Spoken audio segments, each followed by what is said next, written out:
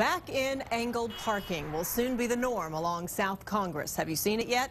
Well, today the city was handing out flyers explaining how it works and letting drivers know that starting next week, if you park along South Congress between Annie and Nellie, you'll have to get used to it. KXAN's Rhonda Lee live to explain. Rhonda. Well, the city says that by backing into these spaces, they'll create 70 new spaces along South Congress here. And that's why today the city was passing out these yellow and blue pamphlets in order to alert drivers to changes ahead. The city of Austin went car to car Wednesday, attaching flyers to parked cars along South Congress Avenue. Starting next week, the parking schemes will be changing down here. We're doing as much outreach as we can to let people know it's coming ahead. Appreciate your time. Letting drivers know about changes affecting parking outside of businesses. Right now on South Congress, you're either parallel parking or you're pulling in head-in angle. And what that means is when you're backing out, you're having to back out into oncoming traffic. Which can be pretty tricky in heavy traffic. Follow you. And loading things into cars can prove to be a challenge, too. Wouldn't it have been easier if you could have just backed in this way?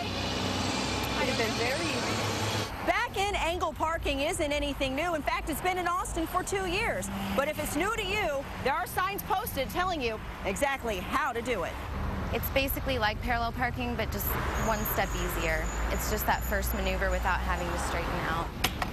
This busy antique shop here on South Congress says they don't anticipate the road traffic causing any major changes to their foot traffic to the store. I'm feeling neutral so far. I want to see it in action before I make a judgment. It sounds like a challenge, but I think it might be a good thing. We'll wait and see. Plus, there's a new safety measure for cyclists sharing the road. When they're biking, they can see a car ahead wanting to park and slow down, and also leaving. Cars can now see the oncoming traffic, including bicyclists. Now, the timeline for completion is like this. They will finish the paving by Friday, let it cure over the weekend so it gets nice and hard, and then on Tuesday, they'll start putting in those spaces and start striping the road. Now, will you get a ticket right away? The answer is no. If you do pull into spaces head first, like we have our driver doing right here, you notice that, but you won't get a ticket right away. What will end up happening is you'll get a warning, and then after that, you will get a ticket a month after all the work is completed. Reporting live from downtown, I'm Rhonda Lee, KXAN News.